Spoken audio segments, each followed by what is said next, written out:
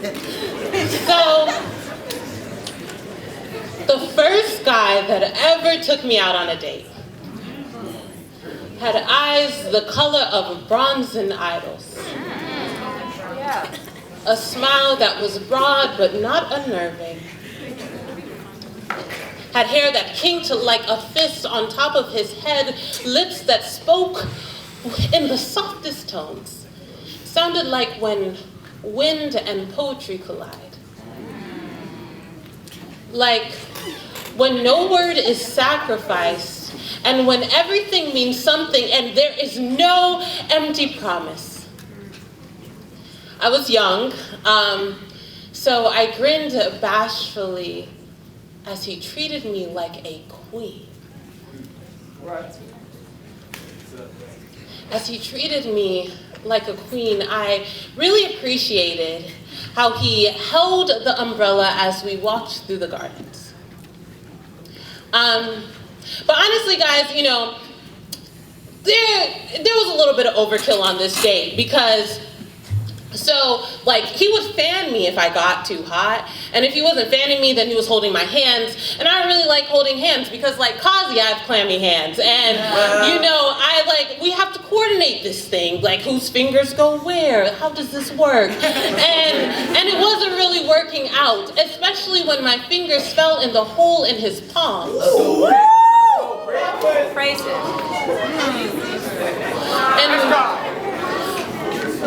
And I remembered pushing the gavel as he told me he loved me. I grabbed 2 cups to drink water from his side. Wow.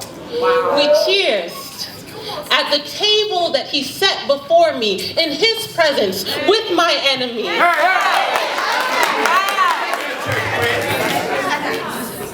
I remember,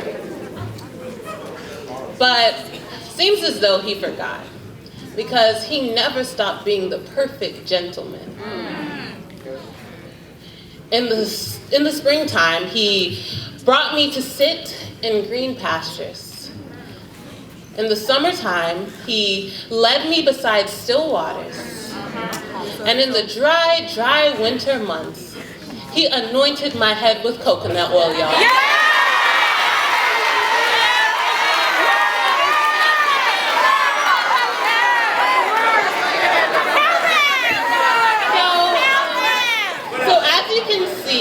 Kind of set a standard here that made it impossible for me to forget my worth. Oh, yeah. So now, when I go out on a date with a guy who makes it seem like a chore to open up a door,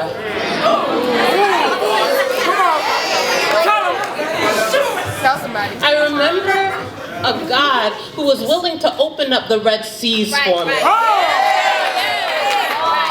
Who made suns just to complement my skin, and who made rivers just to catch my reflection in. And when he screws up his face, because I'm not about to fake like I'm about to pay for this date.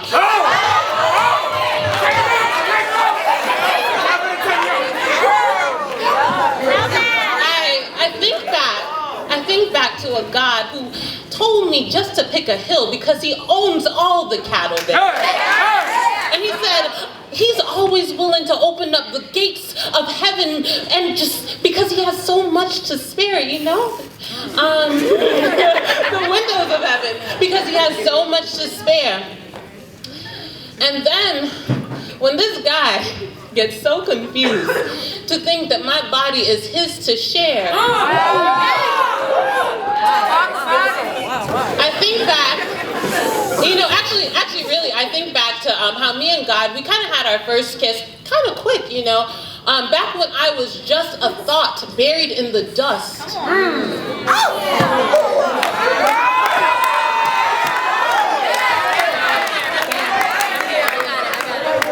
He kissed my nostrils like my life depended on it.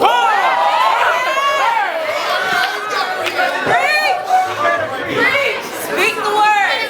And he's been dating me ever since.